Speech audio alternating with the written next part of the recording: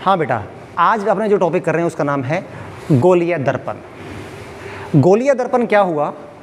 ऐसा दर्पण जिसका परावर्तक पृष्ठ गोलीय हो। परावर्तक का मतलब जिस पे चीजें टकरा के वापस आए, लेकिन हो कैसा?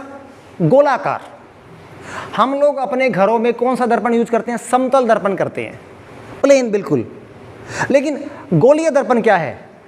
मैंने एक ये लिया, आप एक गोला मानो, पहले सुनो, एक गोला मानो, उस गोले में से एक पीस काट लिया, इतना सा पीस काट लिया, तो ये शेप मिलेगी नहीं मिलेगी? ये शेप मिल जाएगी। अब सुनो, अगर इस शेप के ऊपर ये कांच का हमारा गोला था, इस पर पीछे की तरफ पॉलिश कर दें इधर, तो हमसे दिखेगा कहाँ पे? आगे की तरफ, है क्या नहीं है? आगे से दिखेगा। तो ये परावर्तक पृष्ठ हो गया इसका। अगर मैं इधर पॉलिश कर दूंगा तो दिखेगा कहाँ पे? इस साइड से। तो इस तरह के दर्पण को हम क्या बोलते हैं? गोलीय दर्पण। तो गोलीय दर्पण कौन सा दर्पण हो गया? ऐसा दर्पण जिसका परावर्तक पृष्ठ क्या हो? गोलीय हो, गोलाकार का हिस्सा हो, गोलीय दर्पण। अब ये गोलीय दर्पण दो तरह के होते हैं बेटा, एक अवतल और एक उत्तल। अगर हम सुने, ये देखो उनकी शेप है,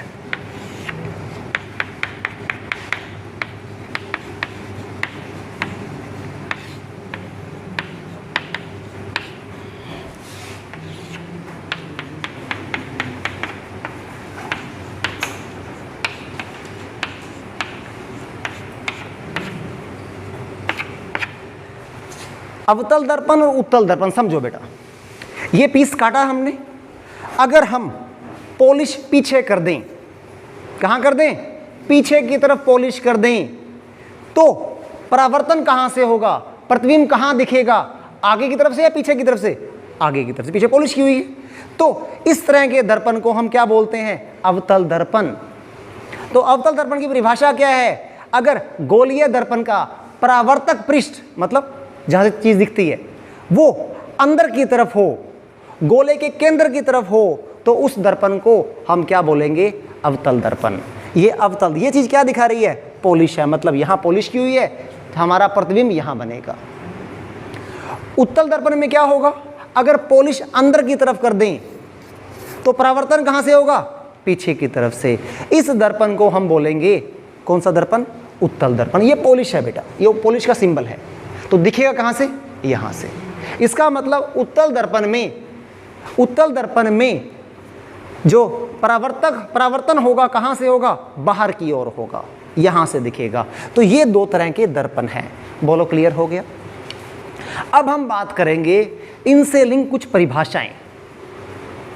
कौन कौन सी परिभाषाएं? समझो बेटा, देखो, अगर मीनिंग समझ आ गया तो याद करना इजी हो जाएगा। सबसे पहली जो परिभाषा है वो है ध्रुव। इसका सिंबल है P। अब ध्रुव होता क्या? समझो, मीनिंग समझो पहले। हमारे पास ये अवतल दर्पण है, यहां से अगर हो रहा है और इधर से हो रहा है तो उत्तल दर्पण। अब परावर्तक पृष्ठ का केंद्र बिंदु, मान लो यहां, ये अवतल दर्पण की बात कर रहे हैं, इसका जो केंद्र बिंदु होगा, इस बिंदु को हम क्या बोलेंगे? ध्रुव। क्या बोलेंगे? ध्रुव। तो ध्रुव कहां होगा? इस चित्र में ध्रुव यहां होगा, P। इधर कहां होगा? उत्तल वाले केस में ध्रुव इस तरफ होगा, क्योंकि यहां से दिख रहा है, तो ये ध्रुव हो गया। बोलो, क्लियर हो गया ध्रुव? अगली परिभाषा है वक्रता केंद्र। वक्रता केंद्र क्या चीज है? देखो,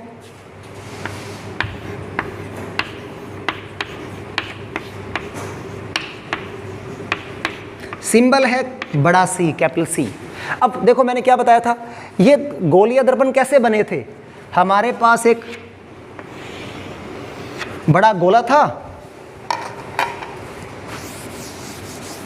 हमारे पास एक बड़ा गोला है, इसको वृत्त मत मानना, गोला मानना, गोला है। इस गोले में से हमने इसको काट दिया, ऐसे इस गोले में काटा तो हमारे पास इस तरह की प्लेट बच गई। अब इस गोले का पिक्चर बनाओ दिमाग में, ये गोला है, इसमें से कटा है, इसका कोई केंद्र होगा? नहीं होगा। इस गोले का जो केंद्र है वो यहां कहीं होगा। इस केंद्र को हम वक्रता केंद्र बोलते हैं। इसे क्या बोलते हैं? वक्रता केंद्र। क्लियर हो गया? गोलीय दर्पण में परावर्तक पृष्ठ जो कि एक गोले का भाग है, उस गोले का केंद्र वक्रता केंद्र होगा। अब बताओ यहां पे वक्रता केंद्र कहां होगा? भाई सिंपल सी बात, गोला ऐसे नहीं बना होगा ऐसे, तो वक्रता केंद्र कहां होगा? यहां। इस गोले में वक्रता केंद्र कहां होगा? अगर बनाऊंगा तो ये पिक्चर ऐसे बनेगी, तो इसका वक्रता केंद्र यहां होगा। समझ आया कि नहीं आया? वक्रता केंद्र हमेशा मुड़े हुए सिरे की तरफ होगा, चाहे परावर्तन यहां से हो चाहे यहां से हो, कि गोला तो इधर ही बनेगा। ये हो गया वक्रता केंद्र। क्लियर हो गया? अगली परिभाषा है वक्रता त्रिज्या, कैपिटल आर। अब वक्रता त्रिज्या क्या होगी बेटा? सिंपल सी बात है, ये पूरा गोला था, ध्रुव कहां पे होगा? ये ध्रुव है। वक्रता त्रिज्या क्या है? इस गोलीय दर्पण जो कि एक गोले का भाग है की त्रिज्या, वक्रता त्रिज्या। इस पूरे गोले की जो त्रिज्या है, इस पूरे गोले की त्रिज्या है, उसे हम क्या बोलेंगे? वक्रता त्रिज्या। लेकिन वास्तव में ये प्लेट तो इतनी सी है, पूरा गोला तो होता नहीं है, तो हमने क्या दिखाना है?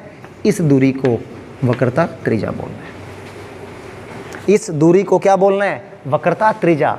कई बुक्स में परिभाषा मिलेगी क्या? गोलीय दर्पण के ध्रुव और वक्रता केंद्र के मध्य की दूरी वक्रता त्रिज्या कहलाती है। एक ही बात है, गोलीय दर्पण के ध्रुव और वक्रता केंद्र के बीच की दूरी वक्रता त्रिज्या कहलाती है। इसे कैपिटल आर से शो करते हैं। क्लियर हो गया? आगे एक परिभाषा और देखें अपने। अगर अपने एक परिभाषा और देखें तो उसका नाम है मुख्य अक्ष। क्या होती है मुख्य अक्ष?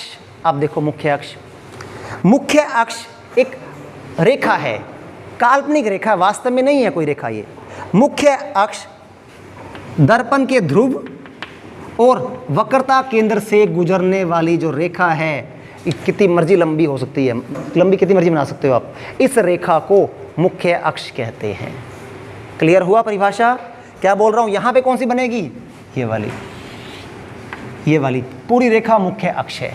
ये दूरी क्या है? वक्रता त्रिज्या। ये क्या है? वक्रता केंद्र। ये क्या है? ध्रुव। ये बिंदु क्या है हमारा? ध्रुव। ऐसे अगर मैं इनमें मिलाऊंगा बिल्कुल सीधी, तो ये पूरी रेखा मुख्य अक्ष कहलाएगी। कौन सी? ये पूरी रेखा। इसमें वक्रता त्रिज्या कौन सी है बेटा? P और C के बीच की दूरी, ये यहां से लेके यहां तक वक्रता त्रिज्या। वक्रता केंद्र कौन सा है? ये वाला। ये P क्या है? इसका ध्रुव है। क्लियर हो गया? मुख्य अक्ष। मुख्य अक्ष के बाद अगर अपने बात करें और परिभाषाओं की बात करें तो अपने बात कर सकते हैं मुख्य फोकस क्या है? देखो बेटा, अगली परिभाषा की बात करें अपने, वो है मुख्य फोकस। सिंबल पता होना चाहिए बड़ा F। अब मुख्य फोकस क्या है समझे। मुख्य फोकस की परिभाषा क्या है? देखो, अगर कोई प्रकाश की किरण, सुनना, प्रकाश की किरण जो कि मुख्य अक्ष के समांतर आ रही है, ये इसकी मुख्य अक्ष है, इसके समांतर मैंने ये ले ली, ये ले ली। किरण कहां से आएगी? वस्तु कहां पे होगी? इधर। इधर तो पॉलिश की हुई है, अगर इधर को जहां पे पॉलिश की है उधर उसको अपने चेहरे की तरफ रखेंगे तो अपने प्रतिबिंब दिखेगा ही नहीं। जहां पॉलिश की है उसके उल्टे साइड में रखना पड़ेगी वस्तु को। तो यहां पर पॉलिश की हुई पीछे, यहां वस्तु रखी हमने। मान लो एक किरण मुख्य अक्ष के समांतर है, सुनना, मुख्य अक्ष के समांतर है, तो दर्पण से परावर्तित होने के बाद, लो जी, ये दर्पण से मुड़कर ये रेखा मुख्य अक्ष को जहां काटेगी उस बिंदु को मुख्य फोकस कहेंगे। दोबारा सुनो क्या परिभाषा बोली मैंने, मतलब समझो। मुख्य अक्ष कहां पर होगा? मुख्य फोकस कहां होगा? मुख्य अक्ष पर होगा। पहली बात तो कहां होगा? मुख्य अक्ष पर होगा मुख्य फोकस। क्या परिभाषा बताई? क्या मतलब समझो, परिभाषा छोड़ो। मतलब क्या है? अगर कोई प्रकाश की किरण मुख्य अक्ष के समांतर जाकर दर्पण से टकराती है और दर्पण से परावर्तित होने के बाद ये रेखा मुख्य अक्ष को जहां भी काटेगी, जिधर भी काट देगी, उस बिंदु को इस दर्पण का मुख्य फोकस कहते हैं। ये किसके लिए हो गई? अवतल दर्पण वाले केस में। क्या सर सारी रेखाएं काटेंगी? बिल्कुल सारी रेखाएं काटेंगी। क्या अगर ये रेखा मुख्य अक्ष के समांतर है हमारी, एग्जाम्पल ये रेखा मुख्य अक्ष के समांतर ऐसे आई, क्या ये भी इसी बिंदु से काटेगी? कंफर्म इसी बिंदु से काटेगी। लो जी, तीर बहुत जरूरी है। ये तीर क्या बताते हैं कि रेखा इधर से आई और इधर चली गई। तो कोई भी रेखा जो मुख्य अक्ष के समांतर है, दर्पण से परावर्तन होने के बाद जिस बिंदु पर, जो कि मुख्य अक्ष पर स्थित है, मिलेगी, उस बिंदु को मुख्य फोकस कहते हैं। क्लियर हो गया? कंफर्म कोई भी रेखा जो कि इसके समांतर होनी चाहिए। अगली बात, अगली, क्या उत्तल दर्पण में भी ऐसा ही है, लेकिन थोड़ा सा चेंज है। क्या? अगर कोई प्रकाश की किरण मुख्य अक्ष के समांतर आ रही है, कहां पर? उत्तल दर्पण में। अब बताओ कहां से आएगी? भाई पॉलिश अपने कहां की? यहां की। तो वस्तु कहां रखनी पड़ेगी? इधर, तो दिखेगी। इधर पॉलिश कर देंगे, इधर ऑरेंज कर देंगे, तो ये दिखेगी नहीं।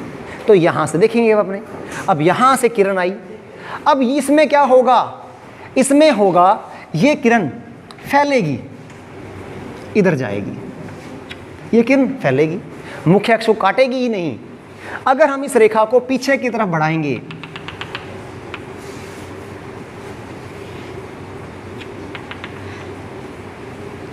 पीछे की तरफ बढ़ाएंगे इस रेखा को, तो ये मुख्य अक्ष को काटती हुई प्रतीत होगी, काटेगी नहीं। तो जहां पर काटती हुई प्रतीत होगी, उस बिंदु को इस उत्तल दर्पण का मुख्य फोकस कहेंगे। समझ आ गया? तो मुख्य फोकस की परिभाषा अगर आप बुक में देखोगे तो क्या मिलेगी? इकट्ठी लिखी हुई है, अवतल दर्पण की भी और उत्तल दर्पण की भी। क्या लिखी हुई है मैं बताता हूं आपको। ये लिखी हुई है, अगर कोई प्रकाश की किरण मुख्य अक्ष के समांतर आती है, तो दर्पण से परावर्तित होकर मुख्य अक्ष को जिस बिंदु पर काटती है या काटती हुई प्रतीत होती है, उस बिंदु को मुख्य फोकस बोलते हैं। काटती हुई वर्ड यूज किया जाता है अवतल दर्पण के लिए, और काटती हुई प्रतीत होती है वो वर्ड यूज किया जाता है उत्तल दर्पण के लिए। तो अलग अलग हमें मालूम होना चाहिए। क्लियर हो गया? इसमें भी सेम बात, कोई भी रेखा जो इसके समांतर है, तो ये कहां जाएगी? ये इसको इस पीछे बढ़ाओगे तो आप लोग उसी बिंदु पर मिलेगी, ये कन्फर्म है। क्लियर हो गया? तो ये हो गया मुख्य फोकस। ओके, अगली परिभाषा,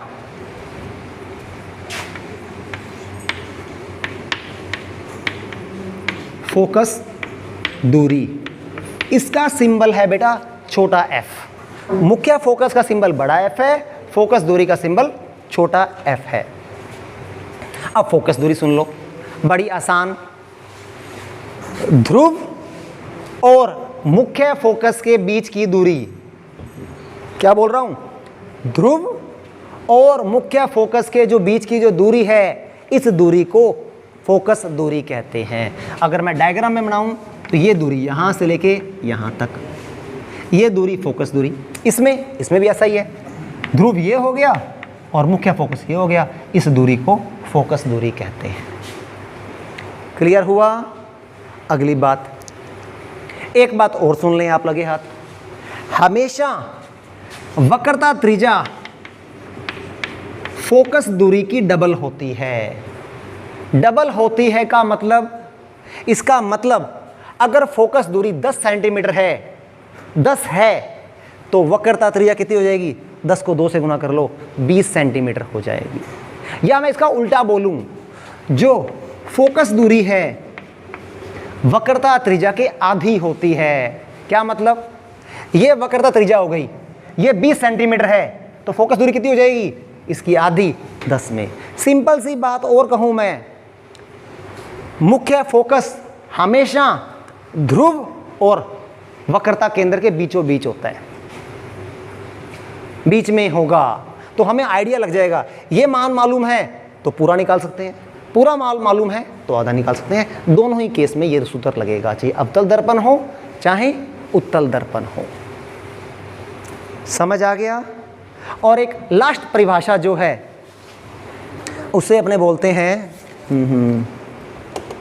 एक मिनट, द्वारक।